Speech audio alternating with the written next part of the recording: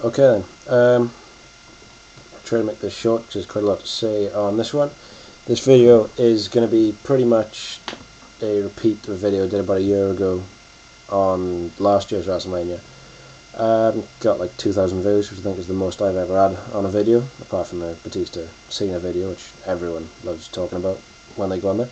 But anyway, this one is just, everyone else does like prediction videos for this and whatever, so mine's going to be more just what order to put the matches in to make the card flow, and just talking about what I think this WrestleMania will be like. Last year's I thought it was going to be pretty good. I didn't think it would be as good as it was, so hopefully that'll happen with this one. This one could be okay. It's the 25th anniversary is the whole theme they've gone with, so it could feel quite special.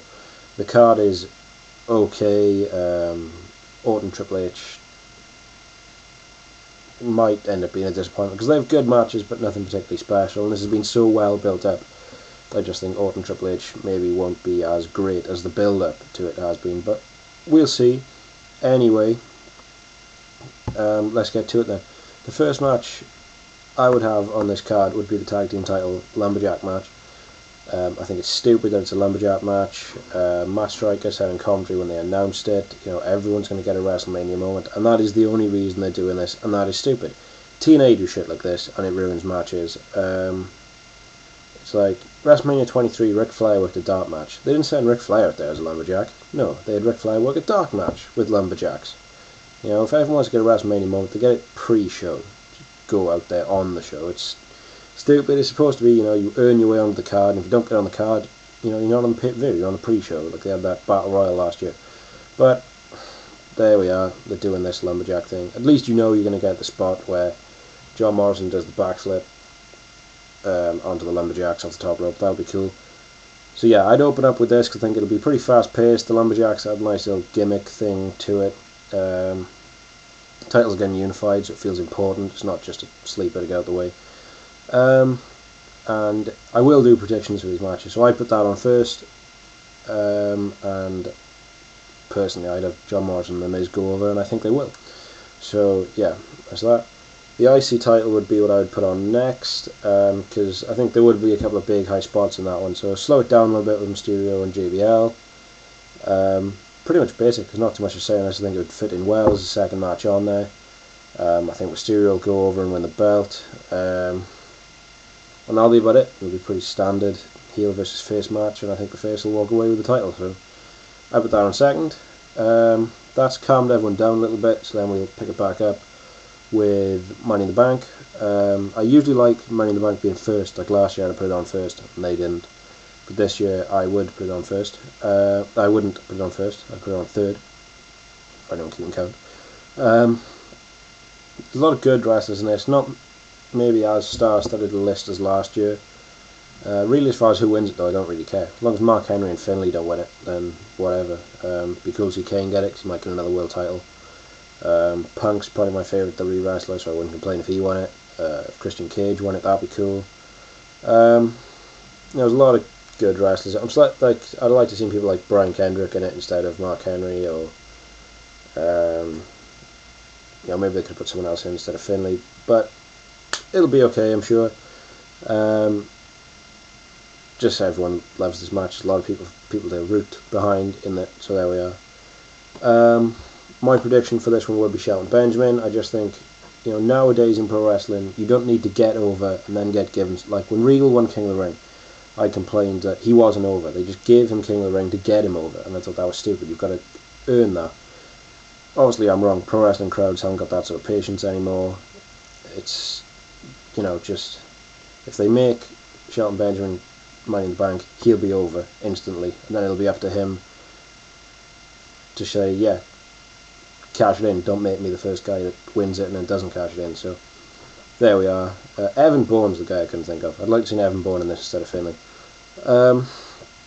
Yeah, I think Shelton Benjamin will win that. Some people would say MVP, maybe Punk, but I'm going to go with Shelton Benjamin.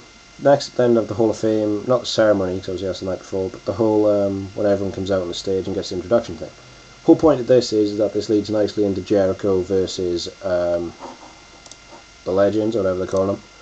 So we'll get the Hall of Fame, and everyone apart from Jimmy Snuka and Austin have come out. So Jimmy Snuka comes out in his gear, because apparently now it's going to be Jericho's going to wrestle all of them one-on-one. But if he loses, it's match over. So Steamboat comes out. This is the only bit that I'm going to fancy book. The rest is just going to be put the match on and I'll make a prediction who's going to win.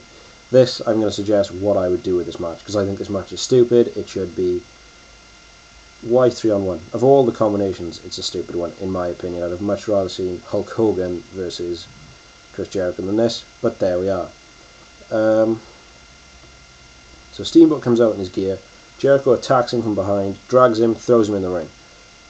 All the, Flair and Piper and Jimmy Snuka run out. Jericho beats up Steamboat, beats him fairly quickly.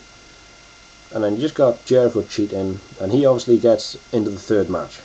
He beats the other guy, one-on-one with the last guy, probably Piper, I'd imagine.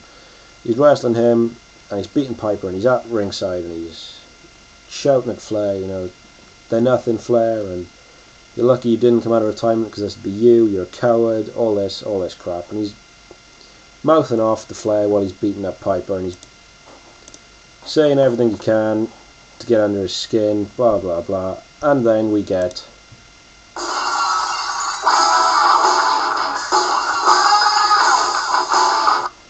I'm sorry, I just love our theme song, I had to put it in.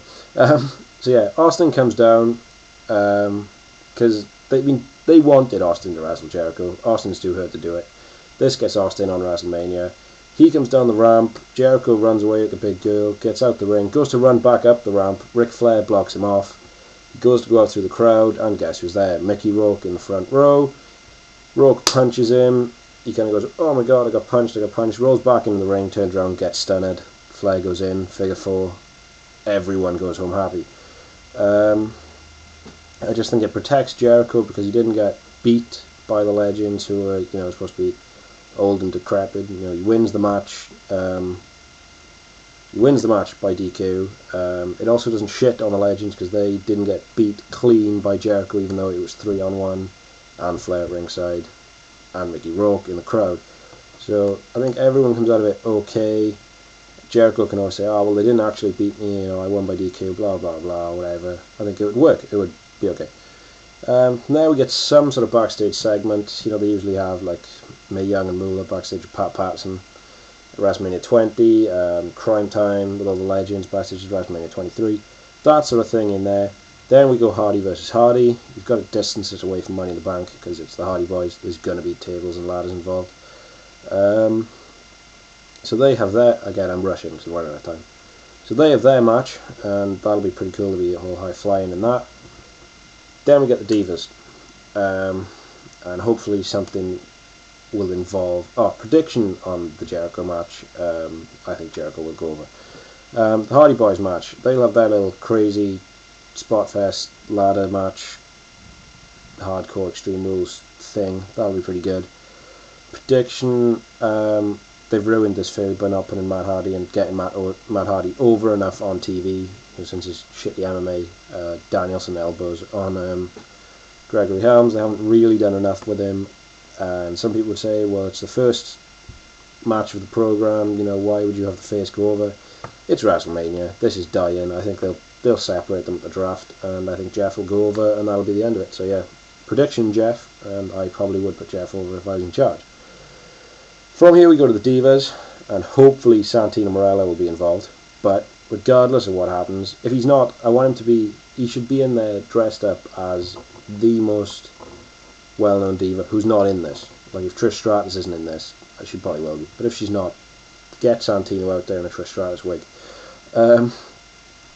Do something to get him involved in this, because Raw was priceless with Santino Marella. Santino Marella is going in the Hall of Fame, there's a prediction. So yeah, they have the match, and just to lighten the mood after that crazy match, and Gail Kim wins. That's my prediction. Super getting out of time here, really got to rush. Take a Shawn Micheals next. Again, they do their thing. I really wasn't into this match. The promos on Raw, SmackDown, everything they've done has been awesome. They've built it up tremendously well. It'll be good. Taker goes over, because why would you have Shawn Michaels end the Undertaker's streak? My apologies, I meant to say that the world title match comes before the Shawn Michaels Undertaker match. I think Cena will go over, and I think it's only right Cena goes over. Edge Vicky needs to end. So the world title, then Shawn Michaels Undertaker, then the huge build up for it, and whether people like it or not, I think Randy Orton will be a heel winning the WrestleMania main event. It has to be done. This feud has been built up really, really well, and I think the only thing, the icing on top of the cake, that would be the Randy Orton character, would be him winning the WWE title at WrestleMania. So that should happen. I think it will happen, and I'm going to go for this video goes too long. So yeah, it should be okay, and hopefully this will get as watched as last year's did. Cheers.